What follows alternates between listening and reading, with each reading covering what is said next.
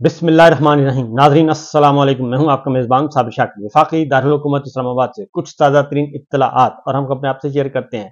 जब से Islamabad high court के 6 ऑनरेबल जजेस ने खत लिखा है और खत में उन तमाम किरदारों को बेनकाब कर दिया है, और न सिर्फ किरदारों को बेनकाब किया बल्कि बहुत सारे मामलात जो कि पाकिस्तान तहरीक इंसाफ और इमरान खान साहब से मुताल्लिक हैं और जो मुकदमात चलाए जा रहे हैं, उन मुकदमात के बारे में भी बहुत सारे सवालात उठा दिए हैं और बता दिया है कि पाकिस्तान तहरीक इंसाफ के चेयरमैन इमरान खान और दीगर जो सियासी मुकदमात हैं पाकिस्तान तहरीक इंसाफ से मुताल्लिक, उन मुकदमात का पीछा किया जा रहा था और मुकदमात का पीछा करके जजों को दबाव डाला जा रहा था, जजों को दबाव डालकर सजाएं दिलवाई जा रही थीं, जो कि उस खत का मुंदरजात से जाहिर होता है। वो सारी चीज़ें अब मंजर आम पर आने को हैं और उस मामले को दबाने की भरपूर कोशिशें की जा रही हैं, लेकिन वो मामलात दबने के लिए तैयार नहीं हैं, बल्कि अब एक नहीं, दो नहीं, कई आवाज़ें उठना शुरू हो गई हैं। और उस खत के बाद पाकिस्तान तहरीक इंसाफ के साथ जो जुल्म रवा रखा गया और पाकिस्तानियों के साथ जो जुल्म रवा रखा गया, पाकिस्तानी शहरियों के साथ उनकी चादर चारदीवारी को पामाल किया गया।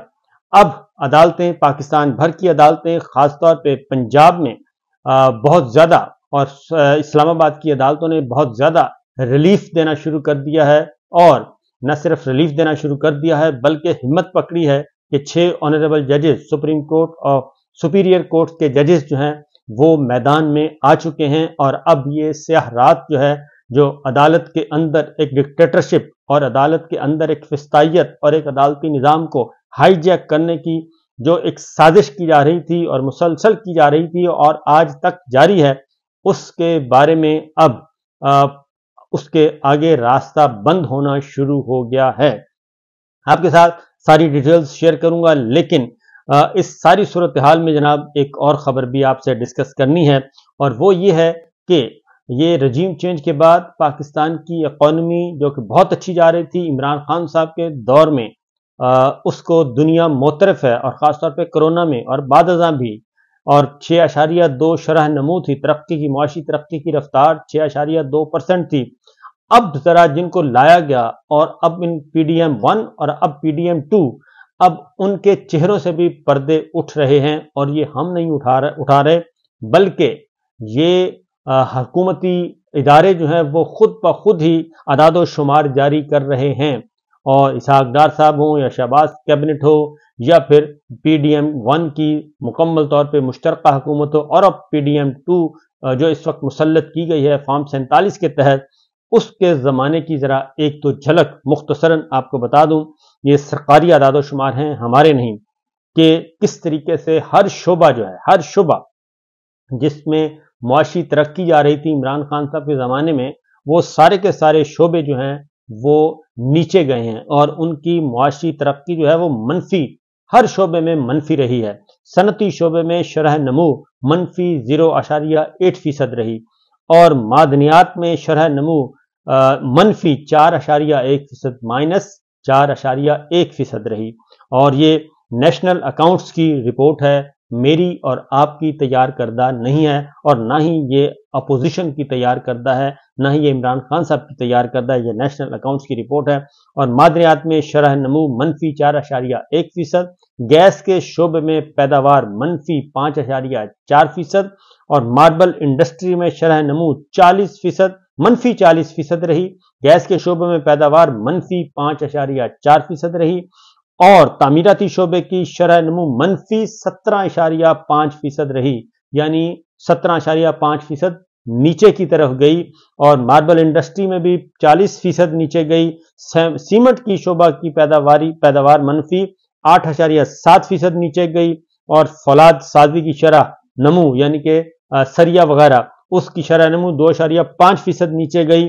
ये सारे की सारी ये इसहाक डार PDM 1 की कारकर्दगी एक उनके खिलाफ एक चार्जशीट है, ये तो हमारे सामने। दूसरा एक और चीज आपको दिखाता हूं, और वो ये है कि तैयार हो जाएं, क्योंकि एक वजीर खजाना, नए वजीर खजाना ने जो कि अभी पाकिस्तानी शहरी अभी उन्होंने हासिल की है, उन्होंने एक नवीद सुनाई है, और नवीद नहीं है बल्कि वो पाकिस्तान के अवाम पर एक अजाब है जो कि आने वाला है। اور انہوں نے خبر سنا دی ہے، خوشخبری کے طور پہ سنائی ہے، اور خوشخبری یہ سنائی ہے کہ ہم یعنی کہ پاکستان، انہوں نے بڑا کہا ہے کہ جی ہم عالمی مالیاتی فنڈ کے بڑے پروگرام میں شامل ہو رہے ہیں، اور بڑے پروگرام میں شامل ہو رہے ہیں، اور انہوں نے یہ تقریر کی ہے stock exchange, Pakistan stock exchange کی تقریب سے خطاب کیا ہے، اور انہوں نے کہا کہ 14 اور 15 اپریل کو ورلڈ بینک IMF اجلاس میں جائیں گے اور نئے پروگرام کے خد و خال پر بات کریں گے، اور تفصیلی مذاکرات پاکستان آ کر ہوں گے، اور ہم جانتے ہیں کہ کیا اور کیوں کرنا ہے، اور اب توجہ کیسے مرکوز کرنی ہے۔ IMF کے ساتھ مائکرو اکنامک استحکام جاری رکھیں گے، IMF کے بڑے پروگرام میں شامل ہو رہے ہیں، اس حوالے سے IMF حکام سے جلد واشنگٹن میں ملاقات ہوگی، اور کرنٹ اکاؤنٹ کھاتا بہتر ہے، شرح تبادلہ بھی مستحکم ہے، مہنگائی کی شرح کم ہوئی ہے، وہ تو ہم نے رمضان میں دیکھ لی کہ کتنی کم ہوئی ہے۔ یہ ساری کامیابیاں شہباز شریف کے گزشتہ دور کا SBA معاہدہ ہے۔ تو جناب کہاں ڈالر جو تھا 180 روپے تھا، اب جو ہے ڈالر 278 روپے اس وقت ہے، ابھی بھی 100 روپے زیادہ ہے۔ اور جو ابھی یہ جو خوشخبری کہہ رہے ہیں کہ یہ شہباز شریف صاحب کے دور کا، یہ میں نے شرح نمو آپ کو بتا دی کہ تمام شعبہ میں شرح نمو مائنس ہے، گر چکی ہے، انڈسٹری بند ہے۔ اور اس کے بعد انہوں نے کہا جی نگراں حکومت نے معیشت کی بحالی کے لیے بہتر کام کیے، رپورٹ میں آپ کو بتا چکا ہوں۔ اور اس کے بعد انہوں نے کہا کہ PIA کی نجکاری اور ایئرپورٹس آؤٹ سورسنگ پر اچھی پیش رفت ہے، جبکہ ٹینڈر نہیں آئے اور وہ نئے ٹینڈر لیے جا رہے ہیں۔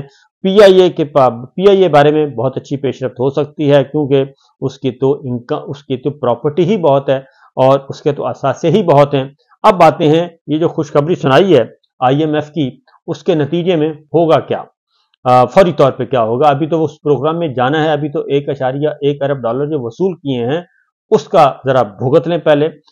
وہ صورتحال یہ ہے جی کہ آئندہ ماہ بجلی صارفین سے 125 ارب روپے کی اضافی وصولیاں شروع کرنے کی تیاریاں ہو چکی ہیں۔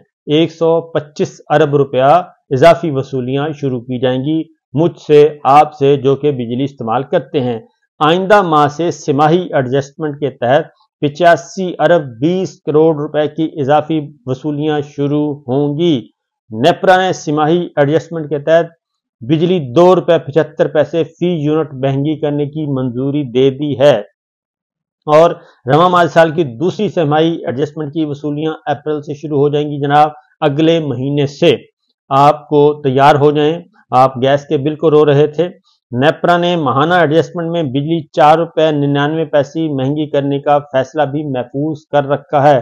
وہ میں آگے جا کے بتاتا ہوں، یہ ایک اضافی ہے، یہ 125 ارب روپے کے علاوہ، یہ تو اضافی وصولیاں ہیں، اس کے علاوہ بھی۔ اور جی ماہانہ ایڈجسٹمنٹ کا منوعاً اضافے کی منظوری کا بوجھ 40 ارب روپے بنے گا، ہر مہینے 40 ارب روپیہ وصول کیا جائے گا، مجموعی طور پر 125 ارب 3 مہینوں میں ہماری جیبوں سے جانا ہے۔ اور مارچ میں 2 سہمائی ایڈجسٹمنٹ کی وصولیوں کی مدت پوری ہو جائے گی، تو آئندہ ماہ سے 2 روپے 75 پیسے فی یونٹ کی سماہی ایڈجسٹمنٹ کا اطلاق کیا جائے گا۔ تو جناب یہ ایک دوسری خوشخبری میں نے آپ کو سنا دی جو پاکستان کے عوام پہ ایک عذاب بن کے گرنے والی ہے۔ اب ایک اور سن لیجئے، اور وہ ہے جناب بجلی صارفین پر 40 ارب روپے سے زائد کا اضافی گوشت ڈالنے کی منظوری، یعنی یہ جو میں نے 125 ارب روپے بتائی ہے اس میں ہی اس کے مطابق 40 ارب روپیہ فی مہینہ جو ہے وہ ڈالی جائے گی۔ اور نیپرا نے بجلی 4 روپے 99 پیسے فی یونٹ مہنگی کرنے کی درخواست دے دی ہے، اور یہ اضافہ فروری 2024 کی فیول ایڈجسٹمنٹ میں مانگ رکھا ہے، یعنی جو ہم بجلی استعمال کر چکے ہیں اس میں یہ ڈالا جائے گا۔ تو جناب آپ لوگ تیار ہو جائیں، اور اس کے لیے اب آپ کو میرا خیال ہے کہ یہ PDM2 کا اور ہمارے نئے وزیر خزانہ کا تحفہ ہے، اور اس میں اعداد و شمار دیے ہوئے ہیں۔ گورکھ دھندا ہے، فروری میں جوہری ایندھن سے بجلی پیداوار 23% رہی، کوئلے سے 1.89% بجلی پیدا کی گئی۔ باقی یہ سارے اعداد و شمار ہیں، لیکن میں نے سادہ زبان میں بتا دیا کہ ہماری جیبوں پر کیا کچھ ہونے والا ہے۔ اب باتیں ہیں عدلیہ جو ہے اس کا مزاج تبدیل ہو چکا ہے، موڈ تبدیل ہوا ہے، اور وہ ہمارے ساتھ کیا کر رہی ہے پاکستان تحریک انصاف کے ساتھ. اب ریلیف ملنا شروع ہو گیا ہے پاکستان تحریک انصاف کے کارکنان کو، اور وہ ماتحت عدلیہ نے ہمت پکڑی ہے، اور جو اب تک کی اطلاعات ہیں جی وہ خاص طور پہ 9 مئی کے مقدمات جو ہیں وہ اب ان میں جان نہیں رہی. جو آج کی ڈیٹیلز ہیں، لیٹسٹ ڈیولپمنٹ جب سے یہ خط آیا ہے آنریبل ججز کا، علی نواز امان ان کے جی مقدمے کی سماعت جو ہے وہ 17 اپریل تک ملتوی کر دی گئی، اور سی ٹی ڈی میں یہ مقدمہ ہے، لہٰذا اور عامر مغل صاحب ان کا بھی مقدمہ 17 اپریل تک چلا گیا، اور ان کے خلاف بھی یہ جلاؤ گھراؤ ہے، اور جج صاحب نہیں ہیں، یعنی کہ گو سلو کی پالیسی شروع ہو چکی ہے. اور اس کے ساتھ ساتھ عمر ایوب صاحب کا تھا، وہ بھی 17 اپریل تک جا چکا ہے. یہ لیٹسٹ ڈیولپمنٹ جو ہے آئی ہے. اس کے ساتھ ساتھ پاکستان جو تحریک انصاف کے دیگر بیچارے مظلوم، میں تو مظلوم ہی کہوں گا، مظلوم بے گناہ لوگ کئی ماہ سے جیلوں میں گل سڑ رہے ہیں، ان کو عدالتیں ریلیف دینا شروع کر دیا ہے. لیکن عدالتوں کا یہ ریلیف جو ہے وہ میرا خیال ہے کہ انتظامیہ کو برداشت نہیں ہو رہا، حکومت کو برداشت نہیں ہو رہا، اور وہ بدستور اسی انداز میں ہی کام کر رہے ہیں کہ ادھر سے رہا ہوتے ہیں، ادھر سے گرفتار کر لیا جاتا ہے. راولپنڈی میں نے آپ کو بتایا تھا مجموعی طور پر 1000 کے کارکنان جو ہیں وہ رہا ہو چکے تھے، اور راولپنڈی ریجن میں اب کوئی بھی 9 مئی کا ملزم جیل میں نہیں تھا. لیکن یہ بات پسند نہیں آئی، اور جو ملزمان رہا ہوئے ان کو دوبارہ تقریباً 5 ملزمان کو دوبارہ گرفتار کر لیا گیا، اور مجموعی طور پر یہ تعداد کافی زیادہ بتائی جا رہی ہے. اور 5 ملزمان کو 16 MP او کے تحت گرفتار کیا گیا ہے، یعنی جنرل ایوب خان کے دور کا کالا قانون، اس کے تحت یہ گرفتار کیا گیا ہے. 16 MP او احکامات ڈپٹی کمشنر نے جاری کیے، اور 5 ملزمان کے خلاف تھانہ نیو ٹاؤن میں 9 مئی کا مقدمہ درج ہے. ملزمان کو سپریم کورٹ سے ضمانت ملنے کے بعد گزشتہ رات اڈیالہ جیل سے رہا کیا گیا تھا. یہ وہ سپریم کورٹ کا کیس ہے جس میں سپریم کورٹ نے اپنے فیصلے میں لکھا کہ ان ملزمان کے خلاف کوئی ایسا میٹیریل نہیں ہے، اور صرف ٹائر جلانا دہشت گردی نہیں ہو سکتا. لیکن سپریم کورٹ کے احکامات بھی ان کو پسند نہیں آئے، اور ملزمان کو سپریم کورٹ سے ضمانت ملنے کے بعد رہا کیا. لیکن 20 مارچ کو ملزمان کی ضمانت منظور ہوئی، اور اس کے بعد ان کو دوبارہ حراست میں 13 ملزمان کو دوبارہ حراست میں لے لیا گیا، اور 5 ملزمان مزید آ گئے.